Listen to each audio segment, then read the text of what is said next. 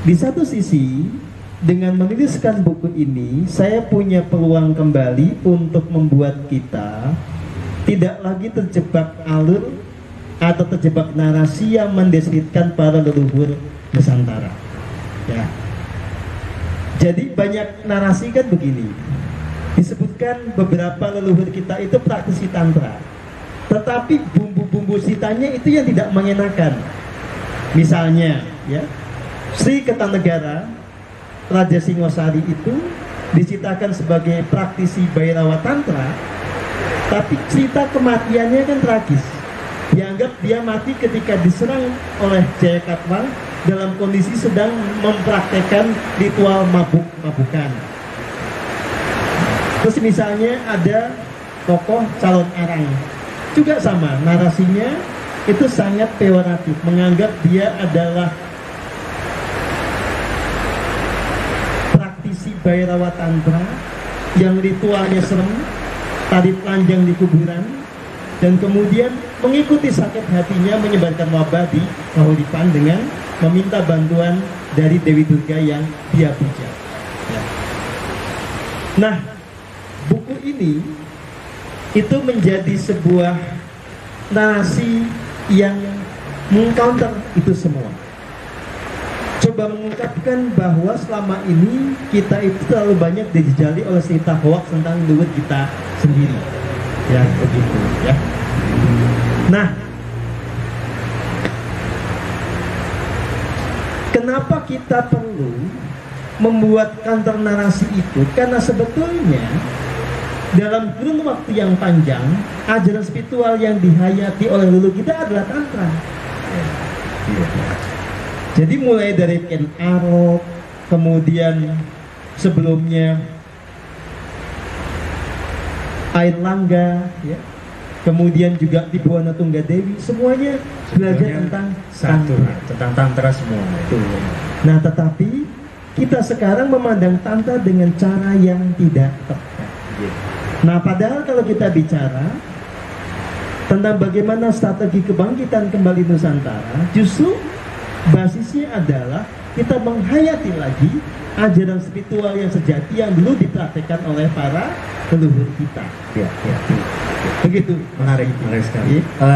Mas Guru, ini di halaman 17 ya. Ya. Terus terang saja semalam saya baru dapat dan Bapak Ibu sekalian, saya ketika mau pelajari kemudian lihat dari profil bukunya saja, saya pikir sudah berbeda dengan buku-buku yang lalu, lebih tebal dan juga yang menarik ya ini otak-atiknya saya sebagai orang filsafat itu bahwa apa yang disampaikan oleh Mas Guru di sini itu saya bisa katakan sangat komprehensif ya, karena dari kosmologinya, ontologinya, epistemologinya, aksiologi dan juga bahkan psikologi ya Mas Guru ya, yang disebutkan di sini. Nah, baik, tadi disebutkan bahwa tantra sesungguhnya adalah basic spiritual yang ada di Nusantara sesungguhnya, tetapi karena disalahartikan, maka kemudian Mas Guru mendapatkan satu panggilan dawuh untuk membuat buku ini begitu ya. Nah, kira-kira kalau Mas Guru melihat dengan membaca buku ini, apakah kemudian orang sudah cukup mendapatkan sebuah akselerasi untuk mencapai kepada substansi tantra, atau harus ada syarat-syarat lain selain membaca buku ini gitu? Ya. Yang saya Mas Guru ya. Begini ya. Ya. Yang namanya buku Ya. sebagus apapun dia ditulis, dia hanyalah sebuah tools atau perangkat untuk memberikan pemahaman kognitif. Selama orang membaca buku ini dengan kesungguhan, dia akan dibawa untuk memahami tantra itu secara utuh dan akan seminimal mungkin terbebas dari segala bentuk bias. Tetapi pengetahuan kognitif itu tidak akan berguna kalau kemudian tidak ditindaklanjuti dengan laku. Hanya laku yang dijalankan dengan konsisten membuat orang mengalami transformasi. Untuk menjadi tantrik sejati, orang tidak cukup hanya mengetahui tentang konsep tantra, tetapi dia harus betul-betul masuk ke dalam keheningan. Kalau di dalam bahasa Sanskritnya itu, dia menjalankan laku dhyana, samadhi, sampai dia kemudian mengalami pembebasan diri dari segala ketidakselarasan. Nah, itu sekali lagi mempersyaratkan yang namanya laku.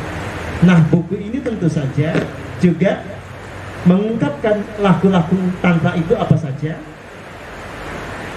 Secara sederhana ketika diaplikasikan dalam kehidupan kita manusia modern itu bagaimana caranya, dan apa indikasi-indikasi bahwa kita mengalami kemajuan lewat laku itu semua diungkap di dalam buku ini ya. Jadi asal membacanya utuh, mau mempraktekannya sebetulnya sudah lebih dari memadai untuk mengalami transformasi jiwa gitu ya. Mas Guru, apa namanya, ini di halaman 17 menarik ya. Mas Guru mengatakan, seperti yang saya praktekkan pada saat ini, saya tidak berafiliasi atau bergabung dengan institusi agama tertentu, tidak juga mendirikan institusi agama tertentu. Saya adalah tantrika tau atau praktisi tantra, di mana pada saat yang sama saya adalah penghayat suwung, sastro jendro, sakan pareng demati, tau. Saya juga memperhatikan ajaran Yesua, ajaran Sri Krishna, ajaran Adi Buddha, dan seterusnya. Bagi saya, semua itu adalah jalan kebenaran yang tunggal, berbeda-beda tetapi sejatinya satu. Ini luar biasa, Mas Guru. Tetapi mengapa kebanyakan kita itu tidak bisa kemudian secara hening menangkap substansi itu, dan kemudian ya terus-terusan aja banyak hal-hal, pertanyaan-pertanyaan di luar bagi orang yang tidak tahu misalnya. Nah, menjawab itu gimana Mas Guru? Yeah. Pertanyaan di luar itu misalnya apa? Ya, misalnya gini, menarik. Jadi ada kemarin misalnya, kalau kita kan biasa di medsos begitu ya, itu ada pertanyaan, Nyun Sewu, apakah Mas Gurunya itu sudah menjalankan semua laku tantra ini? Lalu saya jawab begini waktu itu, saya jawab, saya kira sama saja dengan kalau panjenengan medar status, saya kira seperti itu. Saya balik begitu ya. Jadi artinya terlalu banyak orang itu punya prasangka, terlalu banyak orang itu punya pemikiran sendiri ketika tidak face to face atau mewajah gitu. Nah, itu seperti itu kadang-kadang Mas Guru, yang sewu, udah seperti monggo. Saya jawab dengan lugas ya. Jadi bagian ketiga dari buku ini itu mengulas tentang laku tantra. Jadi di sini diuraikan secara mendetail apa itu dhyana, apa itu pranayama, apa itu samadhi, apa itu mantra, apa itu yantra, nanti apa buahnya, termasuk apa itu siddhi. Nah, tentu saja dalam posisi saya seperti sekarang, itu saya menuliskan apa yang saya jalankan secara penuh. Saya bukan menuliskan teori tentang tantra yang saya baca dari buku lain. Jadi karena saya menghayati ini semua, mempraktekkan ini semua, mengetahui apa buahnya, bahkan saya juga bisa membaca orang lain sejauh mana dia mencapai buah dari laku ini, maka saya berani menuliskan semuanya di dalam buku ini, begitu. Nah, satu hal yang kemudian saya selalu garis bawahi adalah kalau kita betul-betul mau menjadi pejalan spiritual, jangan terjebak kepada fanatisme label. Jadi kita harus menghayati setiap ajaran itu pada tataran esensialnya. Dan kalau kita sudah ketemu bahwa sebetulnya pada tataran esensial itu semua sama, nah pada titik itulah yang kemudian harus kita buktikan adalah buah dari ajaran itu ada dalam diri kita dan keseharian kita. Kan semua ajaran itu intinya membuat jiwa menjadi murni dalam keterhubungan dengan diri sejati, membuat orang ketemu dengan kebahagiaan. Terserahlah teman-teman mau memakai label yang mana, mau memakai teknik yang mana. Yang penting adalah teman-teman merasakan betul bahagia surgawinya itu dalam keseharian. Nah, kalau saya harus mengatakan dengan jujur, saya sudah ketemu surga yang nyata. Makanya saya membagikan semuanya di dalam buku ini. Saya bukan mengajak Anda bercita-cita menemukan kebahagiaan, enggak. Maksudnya udah ketemu kok. Sudah real, Dari rasa kayak gitu. Ya. Makanya karena saya sudah ketemu dengan apa yang dicari banyak orang, saya bisa mengungkapkannya dengan cara yang bersahaja, ya, dengan cara yang sangat sederhana. Jadi nggak ada yang namanya mulut-mulut nggak jelas itu, bos. Lalu ketemu itu ya begitu itu, ya, sederhana sekali ya. Udah yang neko-neko. Betul. Jadi memang apa namanya, pertemuan langsung dengan panjenengan, dengan kita semua, saya kira itu juga menjadi salah satu apa ya, akselerasi untuk menyaksikan itu ya Mas Guru. Loh iya. Kadang-kadang kan orang hanya berpikir di luar itu karena belum pernah ketemu dan sebagainya begitu ya. Nah, banyak orang itu kan pakai asumsi. Ya. Misalnya begini asumsinya, kalau orang tercerahkan, dia nggak akan bilang dirinya tercerahkan. Loh, kata siapa? Emangnya dia udah tercerahkan? Sehingga tahu. Iya. Sekarang saya mau tanya, Sri Krishna itu dulu pernah ngomong nggak dirinya tercerahkan? Pernah. Loh ya sudah. Ya. Emang apa salahnya kalau saya ngomong tercerahkan? Emangnya Yesus dulu ngomong apa? Emang dia diem-diem? Akulah jalan keselamatan. Loh ya sudah. Kecuali kalau saya bohong, boleh diprotes. Iya. Tapi selama saya mengungkapkan apa adanya, Ya. kalau ada guru spiritual nggak berani mengatakan dirinya tercerahkan, ya itu kan Ragu-ragu berarti. itu pilihannya dua. Oh, Ya? apa itu Mas Guru? Ya dia tahu dia belum tercerahkan, ya? Jujur. Iya. Yang kedua, saya belum ketemu ya. Kalau orang tercerahkan itu pede banget kok. Ya. Coba Anda misalnya ngomong sama Sadguru, Ya. yang hidup di zaman sekarang aja, atau ngomong sama Osho. Ya. Emang ada dia pakai bahasa yang sok-sok rendah hati gitu ya? Saya nggak ngerti apa-apa. Betul. Saya itu nggak ada begitu. Jadi lebih apa adanya. Apa adanya. Ya. Gitu ya. Baik. Ya, baik Mas Guru, boleh kita share ke Silakan. Ya. Bapak Ibu sekalian yang terkasih, monggo. Istilah Mas Guru di WA Group hari ini adalah jangan sia-siakan anugerah. Nah, ini luar biasa. Termasuk anugerah kesempatan sore hari ini. Monggo kita bisa diskusi, share langsung dengan beliau. Oke, monggo silakan langsung. Monggo Bapak, Ibu, feel free. Ini surga. Alhamdulillah banget. Monggo. Wah, pas. Monggo. Udah dapat. Ya, monggo. Yang pertama kalau kayak gini. Soalnya belum ada yang lanjut. Enggak. Ini saya cuma lihat daftar isinya karena belum beli. Ini lagi-lagi dari semua buku itu, koreksi kalau salah, itu tentang jiwa, pemurnian jiwa dan sebagainya tentang jiwa. Banyak sekali tentang jiwa. Ilmu yang turun ke Pak Guru. Yang saya mau tanya bukan jiwa tadi. Kalau pengetahuan tentang ruh itu apakah memang cuma sedikit diturunkan? Baik, monggo Mas Guru. Terima kasih ya. Seringkali kita membutuhkan meminjam bahasa tertentu untuk menjelaskan sebuah realitas gitu ya. Dan mencoba mencari padanan-padanan dari berbagai bahasa yang berbeda ya. Supaya nggak bingung, itu kita mulai dari melihat realitasnya, jangan mengacu kepada konsepnya dulu ya. Coba sama-sama kita membaca diri kita ya. Kalau kita lihatnya dari luar, yang pertama-tama kita akan ketemu tentang diri ini adalah diri kita sebagai tubuh fisik, atomic body, yang tersusun dari 37,2 triliun sel ya. Nah, ini kalau dalam bahasa lain disebut sebagai raga, jasad, body, macam-macam gitu ya. Oke. Nah, pertanyaannya adalah apakah manusia itu hanya sebatas itu? Nah, di sini ada banyak dialektika, ada banyak pendapat, ada banyak pandangan. Mereka yang kemudian terjebak di dalam pandangan rasionalis empirik itu akan cenderung menyangkal bahwa ada yang namanya jiwa. Ya. Karena jiwa bagi sebagian orang itu kan nggak bisa dijangkau, nggak kelihatan, nggak bisa disentuh. Nah, saya cuma mau menegaskan bahwa tidak ada ajaran spiritual itu kemudian punya kegunaan kalau tidak membahas tentang jiwa.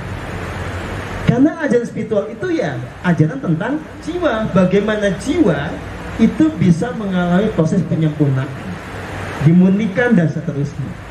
Nah, sekarang kenapa nggak bahas ruh?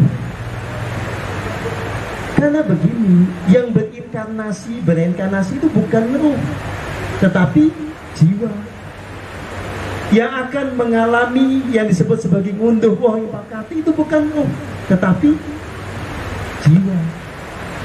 Nah, jiwa itu kalau dalam bahasa Arab sepadan dengan kata nafs. Ya, makanya ada istilah nafsu mutmainnah, diri atau jiwa yang damai, yang menemukan ketenangan karena dia sudah mengalami proses tazkiyatun nafs.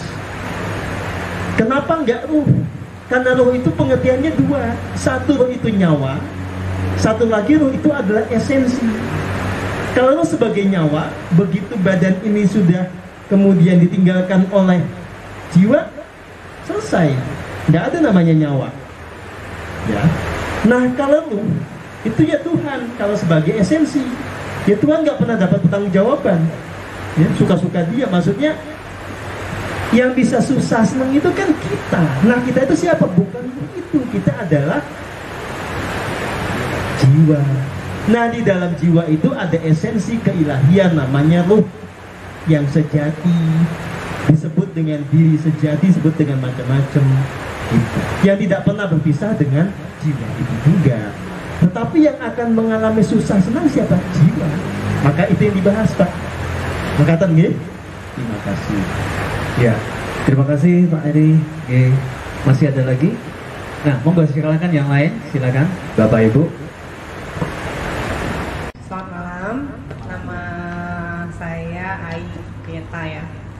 Kalau nama Kisari kayaknya tidak ada yang dengar.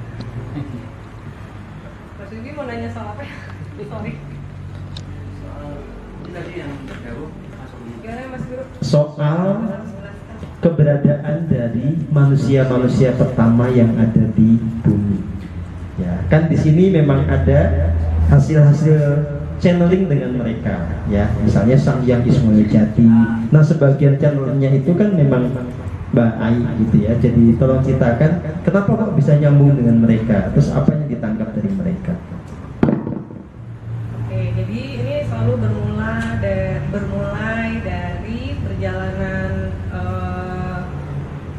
Mas Guru sendiri gitu ya. Jadi Mas Guru itu selalu di setiap perjalanannya selalu menyingkap suatu kesadaran yang baru gitu, lapisan kesadaran yang baru kita bilang. Nah, di setiap lapisan kesadaran yang baru itu pasti ada hal-hal baru yang terungkap gitu. Jadi kalau aku mungkin bilangnya kita menjamah apa namanya perpustakaan semesta ya, apa namanya itu semesta akasik record lah gitu ya, dengan semakin terhubung terus semakin sering healing gitu kan, si antakarananya makin panjang gitu ya teorinya. Aku juga nggak bisa lihat antakaran aku, cuman dia semakin dalam gitu kan, menyentuh si perpustakaan semesta itu. Nah, biasanya kalau guru sudah membuka suatu lapisan kesadaran baru, kita nih timnya Mas Guru yang biasa untuk kita bekerja sama untuk saling mengkonfirmasi berbagai informasi. Biasanya, tapi ini tergantung jatah ya, gitu ya. Kebetulan aku berjatah mendadak pas healing gitu, mendadak muncullah sosok.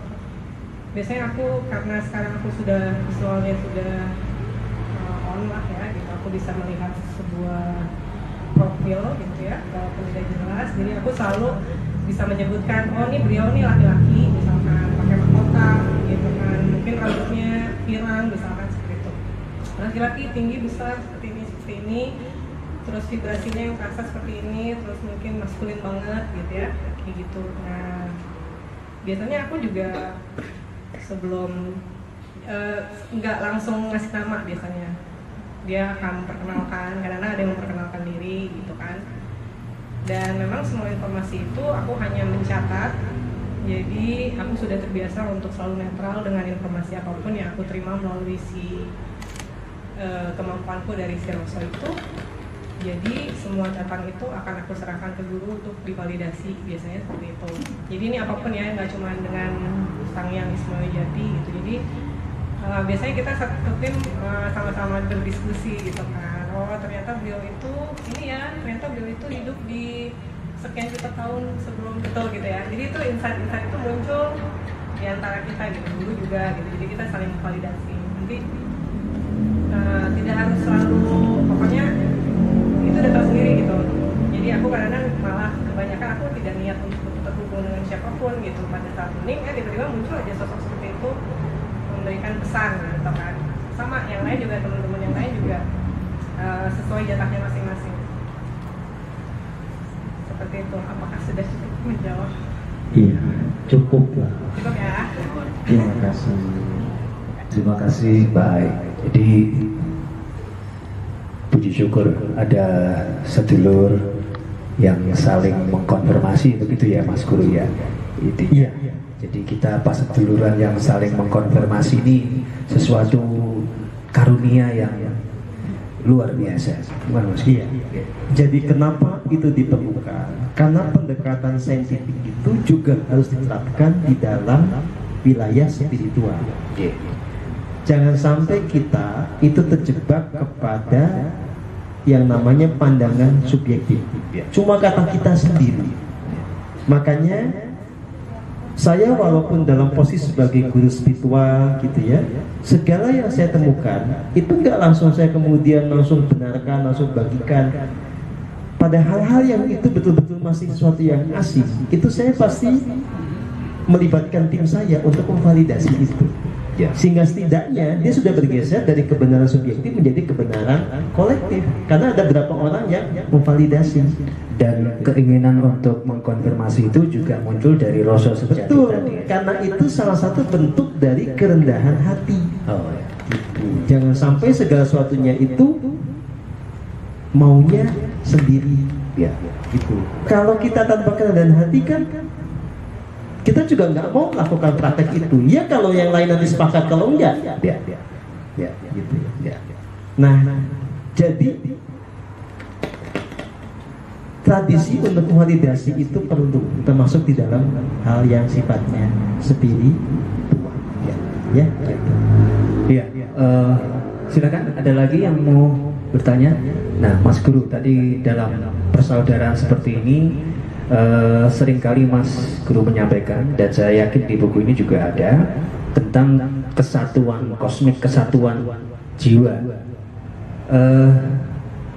Saya sempat tinggal di Malang 3,5 tahun, dan menarik, ada salah satu kalimat yang saya pikir itu juga sangat spiritual sebetulnya, salam satu jiwa. Jadi kita sebetulnya adalah satu kesatuan jiwa, sehingga segala ekspresi yang ada di antara kita itu sebetulnya mencerminkan antar kita untuk saling bertransformasi bersama. Kita-kita itu seperti itu, Mas Guru. Gini ya. Yang satu itu kan esensinya. Jadi kalau kita bicara tentang kesatuan keberadaan, itu yang harus kita mengerti adalah pada tataran mana kita itu satu. Jadi kita ini di tataran esensi, di tataran Roh Kudus, di tataran diri sejati itu satu, tunggal. Semua dari diri kita ini esensinya adalah Dia. Tetapi kalau sudah di level jiwa, sebetulnya kita ini saling berbeda. Tetapi pada saat yang sama bisa saling terhubung itu tadi maksudnya. Bukan satu ini tapi terhubung, tapi saling terhubung. Kita itu dihubungkan oleh sebuah matriks energi. Hanya secara faktual ya kalau kita bicara tentang bagaimana kedekatan antara satu jiwa dengan jiwa lainnya, itu ditentukan oleh keselarasan vibrasi. Keselarasan vibrasi. Ya. Jadi yang saling selaras itu akan saling didekatkan. Yang sedang saling tidak selaras itu akan cenderung menjauh atau congkak. Ya. Nah, kalau kita bicara tentang idealitas, kita ini kan diarahkan untuk menjadi teladan dalam persaudaraan spiritual. Bagaimana jiwa-jiwa yang hidup berbeda, jiwa-jiwa punya pengalaman macam-macam, itu bisa guyup rukun bersama-sama mencapai satu tataran yang semakin tinggi buat semuanya. Nah, hanya untuk sampai ke titik ini tetap ada proses. Orang harus melampaui egonya, harus betul-betul konsisten dan kejernihan supaya tidak terjebak di dalam yang namanya congkrah atau konflik. Ya, begitu. Ya. Baik, dan masih dari buku ini Mas Guru, saya masih akan bertanya lagi. Ini disebutkan juga tadi keterkaitan dengan jiwa agung, lalu kemudian juga koneksitas dengan para leluhur kita di Nusantara. Nah, harapan untuk kemudian ngelakoni tantra ini di Nusantara dan keterkaitan dengan para jiwa agung tadi termasuk Sang Hyang Ismaya Jati, itu arahnya nanti dalam proses kebangkitan Nusantara itu bagaimana, Mas Gus? Arahnya adalah semakin banyak manusia Indonesia atau manusia Nusantara yang itu punya kualitas sebagaimana jiwa-jiwa agung itu. Ya. Yang paling sederhana begini. Satu jiwa agung itu setidaknya punya 7 kualitas keilahian. Ya, dia bisa merealisasikan 7 benih keilahian di dalam dirinya. Satu adalah kasih yang murni. Kedua adalah keselarasan. Segala gerak pikiran, kata-kata dan tindakannya pasti satu irama dengan irama semesta itu sendiri. Yang ketiga, jiwa agung itu pasti punya kekuatan penciptaan, sehingga dia bisa hamemayu hayoning bawang. Dia bisa menciptakan apa yang harus ada, membuat hal-hal baru untuk menciptakan keselarasan. Keempat, ya, salah satu karakternya adalah keselarasan dengan bumi, yang nanti timbal baliknya adalah keberlimpahan. Kelima adalah kekuatan sabda. Keenam adalah kecerdasan kosmik. Ketujuh adalah kebijaksanaan ilahi. Nah, ini nanti punya korelasi dengan yang namanya kebangkitan kundalini, keselarasan 7 cakra dan seterusnya. Ya. Nah, itu kan bagian-bagian dari ilmu tantra. Jika manusia Indonesia semakin banyak yang punya 7 kualitas itu, tentu saja itu mendekatkan kita secara kolektif kepada yang namanya kebangkitan. Ya, alhamdulillah. Bagi baik, luar biasa Mas Guru. Kita berikan aplaus untuk Mas Guru biar semangat malam hari ini. Rasa syukur yang luar biasa. Baik, Inji, monggo Bu Rosa, siap. Pak Fiesta, boleh saya tanya, kalau tidak salah dengar, tadi saya mendengar begini, Anda mengatakan ketika berjumpa atau ketemu dengan seorang tokoh itu, dia menyampaikan pesan gitu ya. Nah, kalau itu sudah merupakan dalam satu tim, kemudian ya, pesan itu apakah menjadi tujuan dari ini, pertemuan-pertemuan ini, atau yang dimaksud tadi Mas Guru tujuannya agar banyak orang, atau saya tidak tahu yang nanti mirip-mirip seperti yang nampak itu, yang memberi pesan itu. Kalau khususnya Nusantara, ya tokoh-tokoh pahlawan mungkin, atau tokoh-tokoh yang di Indonesia ini yang dihormati, yang bagus gitu ya. Dan apakah itu banyak nanti menurut pesan itu positif, atau maksudnya memberikan semacam kepercayaan bahwa ya itu yang baik dan yang bagus itu akan terjadi begitu. Terima kasih. langsung.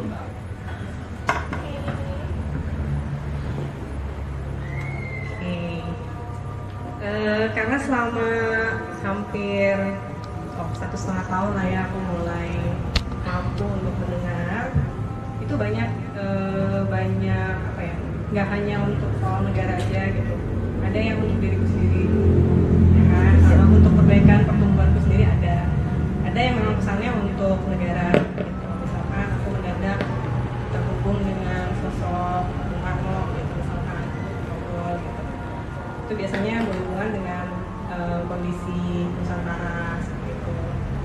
Terus ada yang hubungannya dengan itu si pengetahuan kosmik itu, gitu, kayak mendadak si Samyang Wismaya Jati. Jadi kita kayak seperti mengungkap, oh ternyata kayak gitu ya manusia pertama gitu saat itu gitu. Kita mengungkap suatu pengetahuan semesta yang selama ini tidak pernah ada di Google, tidak ada di buku, dan tidak bisa dicari di internet lah seperti itu. Gitu. Yang saya maksud pesan-pesan mission lebih kepada diri Anda. Nanti merupakan tim, ada beberapa yang seperti kita mendengar itu yang nanti missionnya seperti missionnya revitalisasi inilah gitu. Jadi kalau yang itu sifatnya individual itu tidak mesti diseringkan, karena itu betul-betul tentang bagaimana setiap diri ini harus tumbuh dan berkembang, ya. Nah, yang itu diseringkan biasanya adalah yang menyangkut kepentingan bersama, soal negara, soal pengetahuan kosmik dan macam-macam. Nah, di sini banyak, Bu. Nanti Ibu bisa baca pesan-pesan dari jiwa-jiwa agung itu banyak sekali ditumpahkan di sini, ya. Yang itu memang relevan dengan kebutuhan kita bersama, ya. Begitu. Terima kasih. Iya. Begitu ya, Bu.